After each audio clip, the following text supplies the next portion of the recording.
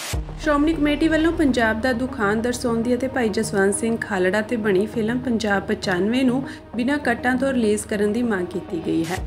Shiromani committee ਸਕੱਤਰ ਗੁਰਚਰਨ ਸਿੰਘ ਗਰੇਵਾਲ ਨੇ ਪੱਤਰਕਾਰਾਂ ਨਾਲ ਗੱਲਬਾਤ ਦੌਰਾਨ ਕਿਹਾ ਕਿ ਲਗਭਗ 2 ਸਾਲ ਪਹਿਲਾਂ ਬਣ ਕੇ ਤਿਆਰ ਫਿਲਮ ਜੋ ਕਿ ਮਨੁੱਖੀ ਅਧਿਕਾਰਾਂ ਦੇ ਅਲੰਬਰਦਾਰ ਭਾਈ ਜਸਵੰਤ ਸਿੰਘ ਖਾਲੜਾ ਦੇ ਜੀਵਨ ਤੇ ਬਣੀ ਹੈ, ਉਹਨਾਂ ਦੀ ਪਤਨੀ ਬੀਬੀ ਪਰਮਜੀਤ ਕੌਰ ਖਾਲੜਾ ਵੱਲੋਂ ਮੰਗ ਕਰਦਿਆਂ ਪੰਥ ਨੂੰ ਪੱਤਰ ਸੌਂਪਿਆ ਗਿਆ ਹੈ ਕਿ ਭਾਈ ਖਾਲੜਾ ਤੇ ਬਣੀ ਇਹ ਫਿਲਮ ਬਿਨਾਂ ਕੱਟਾਂ ਤੋਂ ਰਿਲੀਜ਼ ਹੋਣੀ ਚਾਹੀਦੀ ਹੈ।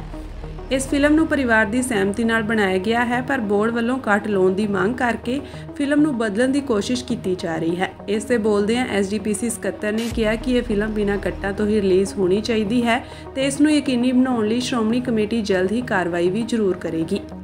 पहली गल तो यह कि सिंह साहब नूं मिल के आए आ, साडा मन करदा सी अकाल तख्त साहब दे जथेदार आ, पिछले दिनी हस्पताल गए सी पर पूरी चढ़दी कला च ये असीं देख आए पूर्ण तौर पर सेहतयाब है। ਹੁਣ ਜਿਹੜੀ ਗੱਲ ਅਸੀਂ ਕਰਨ ਲੱਗੇ ਆ ਉਹ ਇਹ ਆ ਕਿ ਸਾਡੀ ਕੌਮ ਦੇ ਮਹਾਨ ਇੱਕ ਯੋਧੇ ਜਿਹਨੂੰ ਅਸੀਂ ਕਹਿ ਲਈਏ ਕਿ ਹਿਊਮਨ ਰਾਈਟਸ ਨਾਲ ਸੰਬੰਧਿਤ ਗੁਰੂ ਤੇਗ ਬਹਾਦਰ ਜੀ ਮਹਾਰਾਜ ਨੇ ਇੱਕ ਰਸਤਾ ਦਿਖਾਇਆ ਕਿ ਮਾਨਵਤਾ ਦੇ ਭਲੇ ਲਈ ਕਾਰਜ ਕਰਨੇ ਆ। ਜਸਵੰਤ ਸਿੰਘ ਖਾਲੜਾ ਉਹਨਾਂ ਵਿੱਚੋਂ ਇੱਕ ਹੈ ਜਿਨ੍ਹਾਂ ਨੇ ਆਪਣਾ ਆਪਾ ਵੀ ਕੁਰਬਾਨ ਕੀਤਾ, ਆਪਣਾ ਜੀਵਨ ਵੀ ਕੁਰਬਾਨ ਕੀਤਾ। ਉਹਨਾਂ ਦੇ ਨਾਲ ਸੰਬੰਧਿਤ ਉਹਨਾਂ ਦੇ ਪਰਿਵਾਰ ਦੀ ਉਹਨਾਂ ਦੀ ਧਰਮ ਪਤਨੀ ਬੀਬੀ ਪਰਮਜੀਤ ਕੌਰ ਖਾਲੜਾ ਉਹਦੇ ਵੱਲੋਂ ਨਾ ਇੱਕ ਚਿੱਠੀ ਪੰਥ ਦੇ ਨਾਲ ਜਾਰੀ ਕੀਤੀ ਗਈ। 2-4 ਦਿਨ ਹੋ ਗਿਆ। ਇਹ ਚਿੱਠੀ ਹੈ ਜਿਹੜੀ ਪੰਥ ਦੇ ਨਾਲ ਜਾਰੀ ਕੀਤੀ ਗਈ ਆ। ਇਹ ਚਿੱਠੀ ਇੱਕ ਫਿਲਮ ਬਣੀ ਆ ਜਿਹੜੀ 2 ਸਾਲ ਤੋਂ ਪਹਿਲਾਂ ਦੀ ਬਣੀ ਆ ਤੇ ਪੰਜਾਬ 95 ਨਾਮ ਆ ਫਿਲਮ ਦਾ। ਉਸ ਨੂੰ ਬੜੇ ਗੇੜੇ ਕੱਢੇ ਕਢਾਏ ਜਾ ਰਹੇ ਆ ਜਿਹੜਾ ਸਾਡਾ ਸੈਂਸਰ ਬੋਰਡ ਆ। ਹੁਣ ਅਖੀਰ ਤੇ ਇੱਥੇ ਤੱਕ ਆ ਗਈ ਗੱਲ ਕਿ ਉਹਦੇ 'ਚ 120 ਕੱਟ ਲਾਉਣ ਦਾ ਐਲਾਨ ਹੋ ਗਿਆ ਵੀ ਜੇ ਤੁਸੀਂ 120 ਕੱਟ ਲਾਉਂਦੇ ਹੋ ਉਸ ਕੱਟ ਦੇ ਵਿੱਚ ਉਹਨਾਂ ਨੇ ਕਿਹਾ ਕਿ ਉਹਦਾ ਨਾਮ ਵੀ ਨਹੀਂ ਹੋਣਾ ਚਾਹੀਦਾ, ਉਹ ਸਥਾਨ ਵੀ ਨਹੀਂ ਜਿੱਦਾਂ ਦੇ ਨਾਮ ਜ਼ਿਕਰ ਕੀਤੇ ਆ ਉਹ ਵੀ ਨਹੀਂ ਹੋਣੇ ਚਾਹੀਦੇ ਤੇ ਗੁਰਬਾਣੀ ਦੀਆਂ ਜਿਹੜੀਆਂ ਕੀਰਤਨ ਦੀਆਂ ਧੁਨਾਂ ਨੇ ਉਹਦੇ ਵਿੱਚ ਉਸ ਸਮੇਂ ਦੇ ਨਾਲ ਸੰਬੰਧਿਤ ਉਹ ਵੀ ਜਿਹੜੀਆਂ ਨਹੀਂ ਹੋਣੀਆਂ ਚਾਹੀਦੀਆਂ। ਸੋ ਇਹ ਬਹੁਤ ਸਾਰੀਆਂ ਗੱਲਾਂ ਜਿਹੜੀਆਂ ਦੇਖੀਆਂ ਸੋ ਸਾਡੇ ਮਨ ਨੂੰ ਵੀ ਬਹੁਤ ਵੱਡੀ ਠੇਸ ਆ। ਮੈਂ ਉਸ ਫਿਲਮ ਦੇ ਬਾਰੇ 'ਚ ਪੂਰੀ ਦੀ ਪੂਰੀ ਜਾਣਕਾਰੀ ਰੱਖਦਾ। ਉਹ ਜਾਣਕਾਰੀ ਕਿਵੇਂ ਰੱਖਦਾ ਉਹ ਵੱਖਰਾ ਵਿਸ਼ਾ। ਉਹ ਉਸ ਗੱਲ ਨੂੰ ਲੈ ਕੇ ਬੀਬੀ ਖਾਲੜਾ ਨੇ ਇੱਕ ਬੇਨਤੀ ਕੀਤੀ ਆ ਕਿ ਉਹ ਜਿਹੜੇ ਜਸਵੰਤ ਸਿੰਘ ਖਾਲੜਾ ਵਾ ਉਹ ਕੌਮ ਨੂੰ ਸਮਰਪਿਤ ਆ। ਉਹਨਾਂ ਦਾ ਨਿੱਜੀ ਮਾਮਲਾ ਨਹੀਂ ਸੀ। ਜਿਸ ਟਾਈਮ ਦੇ ਵਿੱਚ ਉਹਨਾਂ ਨੇ ਇਹ ਸਾਰਾ ਕੁਝ ਕੀਤਾ ਉਦੋਂ ਅਕਾਲੀ ਦਲ ਦੇ ਉਹ ਹਿਊਮਨ ਰਾਈਟਸ ਦੇ ਕਹਿੰਦਾ ਜਨਰਲ ਸੈਕਟਰੀ ਸੀ ਤੇ ਜਿੱਡੀ ਵੱਡੀ ਗੱਲ ਕੀਤੀ ਆ ਉਹ ਬਹੁਤ ਵੱਡੀ ਗੱਲ ਆ।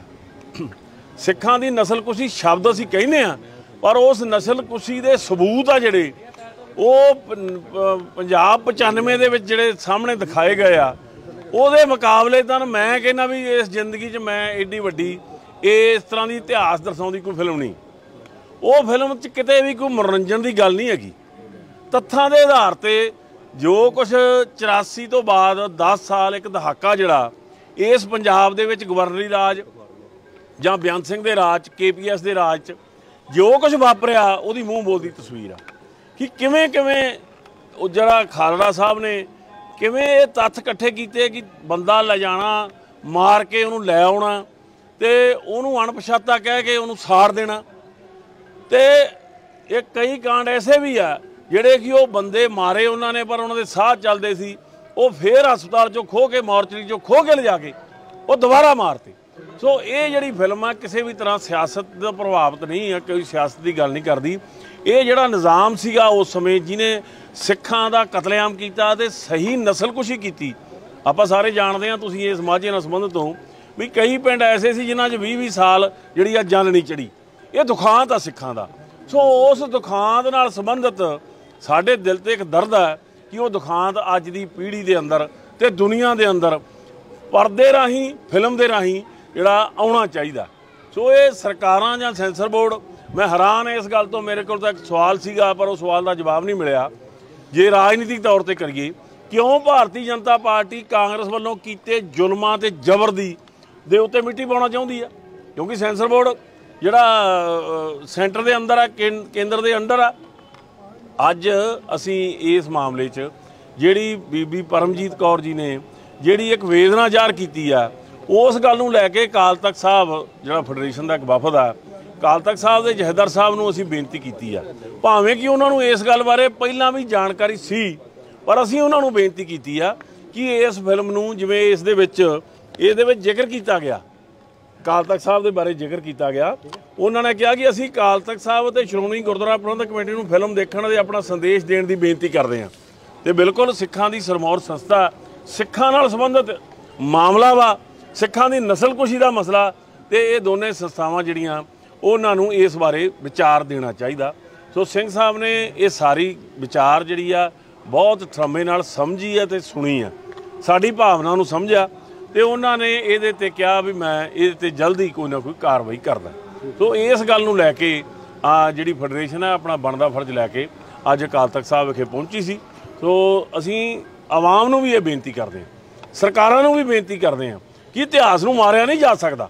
ਉਹ ਇਸ ਫਿਲਮ ਰਾਹੀਂ ਨਹੀਂ ਆਏਗਾ, ਕਿਸੇ ਹੋਰ ਢੰਗ ਨਾਲ ਆ ਜਾਏਗਾ, ਪਰ ਜਿਹੜੇ ਲੋਕ ਮਾਨਵਤਾ ਦੇ ਭਲੇ ਲਈ ਜਿਨ੍ਹਾਂ ਨੇ ਕਾਰਜ ਕੀਤੇ, ਜਿਨ੍ਹਾਂ ਦਾ ਮਿਸ਼ਨ ਕੋਈ ਵੱਖਵਾਦ ਨਹੀਂ ਸੀ, ਜਿਨ੍ਹਾਂ ਦਾ ਮਿਸ਼ਨ ਕੋਈ ਅੱਤਵਾਦ ਨਹੀਂ ਸੀ, ਜਿਨ੍ਹਾਂ ਦਾ ਮਿਸ਼ਨ ਕਿਸੇ ਧਰਮ ਦੇ ਖਿਲਾਫ ਨਹੀਂ ਸੀ, ਉਹਨਾਂ ਲੋਕਾਂ ਦੀ ਜਿਹੜਾ ਉਹਨਾਂ ਡੁੱਲਿਆ ਲਹੂ ਆ, ਉਹ ਸਾਡੇ ਲਈ ਸਨਮਾਨ ਤੇ ਸਤਿਕਾਰਯੋਗ ਆ।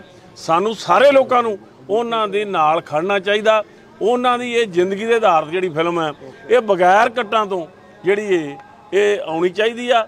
ਮੈਂ ਤਾਂ ਇਸ ਗੱਲ ਦੀ ਦਾਦ ਦਿੰਦਾ ਉਸ ਫਿਲਮ ਦੇ ਜਿਹੜੇ ਡਾਇਰੈਕਟਰ ਨੇ ਜਾਂ ਪ੍ਰੋਡਿਊਸਰ ਨੇ, ਜਿਸ ਕਦਰ ਉਹਨਾਂ ਨੇ ਇਸ ਫਿਲਮ ਨੂੰ ਫਿਲਮਾਇਆ, ਮੇਰੀ ਜ਼ਿੰਦਗੀ ਦੀ ਸਭ ਤੋਂ ਬਿਹਤਰੀਨ ਫਿਲਮ ਹੈ ਜੀ।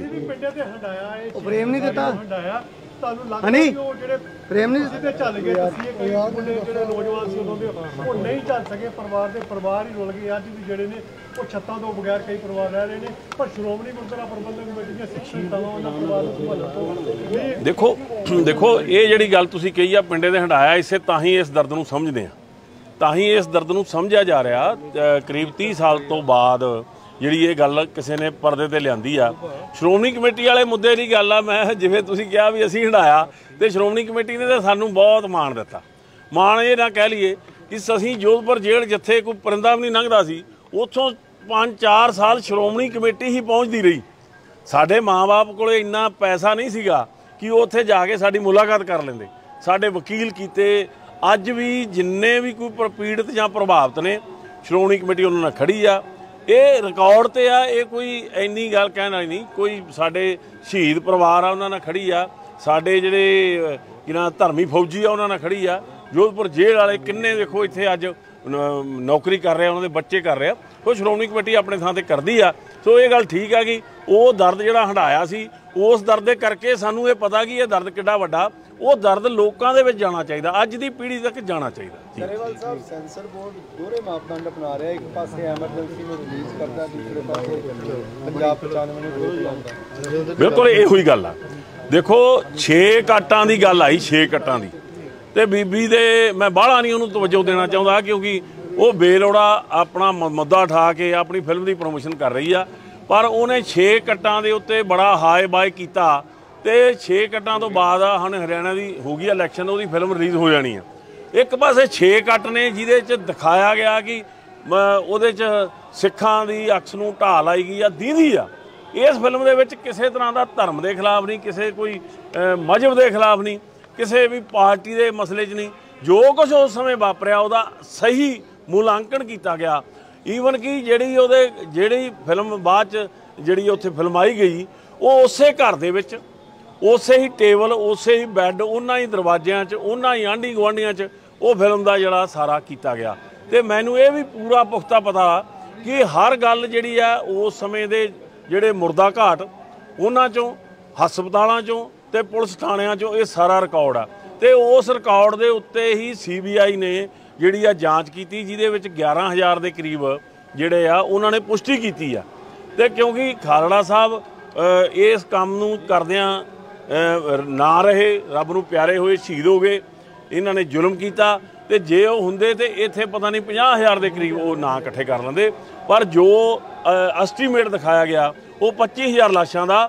ਇਹ ਗੱਲ ਬਹੁਤ ਵੱਡੀ ਆ, ਇਸ ਹਿੰਦੁਸਤਾਨ ਦੇ ਲੋਕਤੰਤਰ ਤੇ ਬਹੁਤ ਵੱਡੀ ਗੱਲ ਆ। ਜੈਨੋਸਾਈਡ ਜਿਹਨੂੰ ਕਹਿੰਦੇ, ਸਿੱਖਾਂ ਦੀ ਨਸਲਕੁਸ਼ੀ, ਇਹ ਨਸਲਕੁਸ਼ੀ ਦੀ ਤਸਵੀਰ ਆ ਜਿਹੜੀ ਜਾਰੀ ਹੋਣੀ ਚਾਹੀਦੀ ਆ ਅਸੀਂ ਇਸ ਨੂੰ ਜ਼ਰੂਰ ਜਾਰੀ ਕਰਾਵਾਂਗੇ, ਹਰ ਹੀਲਾ ਵਰਤ ਕੇ ਜਾਰੀ ਕਰਾਵਾਂਗੇ। ਸੰਬੰਧਤ ਜਦੋਂ ਵੀ ਫਿਲਮ ਮਾਰਕੀਟ 'ਚ ਕੋਈ ਵੀ ਆਉਂਦੀ ਹੈ ਉਹਦੇ ਉੱਤੇ ਸੈਂਸਰ ਬੋਰਡ ਬੇਲੋੜੇ ਇਤਰਾਜ਼ ਕਰਨੇ ਸ਼ੁਰੂ ਕਰ ਦਿੰਦਾ, ਚਾਹੇ ਉਹ ਕੌਮ ਦੇ ਹੀਰੇ ਸੀ ਚਾਹੇ ਪੰਜਾਬ 95। ਮੈਂ ਅਸੀਂ ਤਾਂ ਗੱਲ ਹੀ ਇਹ ਕਰਦੇ ਹਾਂ ਵੀ 6 ਕੱਟ ਦੀ ਇੱਕ ਪਾਸੇ ਤੇ ਇੱਕ ਪਾਸੇ 120 ਕੱਟ ਦਾ ਕੋਈ ਅਨੁਪਾਤ ਹੀ ਹੈ ਨਹੀਂਗਾ, ਜਦੋਂ ਕਿ ਉਹ 'ਚ ਕਿਸੇ ਵੀ ਮਜ਼ਹਬ ਦੇ ਖਿਲਾਫ ਨਹੀਂ ਹੈ, ਕੋਈ ਵੱਖਵਾਦ ਨਹੀਂ ਉਹ 'ਚ ਦਿਖਾਏਗਾ, ਬਿਲਕੁਲ ਨਹੀਂ ਦਿਖਾਏਗਾ। ਆਉਣ ਵਾਲੇ ਦਿਨਾਂ 'ਚ ਤੁਹਾਡੇ ਸਾਹਮਣੇ ਆ ਜਾਣੀ ਹੈ, ਪਰ ਅਸੀਂ ਚਾਹਾਂਗੇ ਕਿਉਂਕਿ ਸਿੱਖਾਂ ਦੀਆਂ ਸਰਮੌਰ ਸੰਸਥਾਵਾਂ ਇਸ ਦੇ ਲਈ ਆਪਣਾ ਮਤ ਦੇਣ।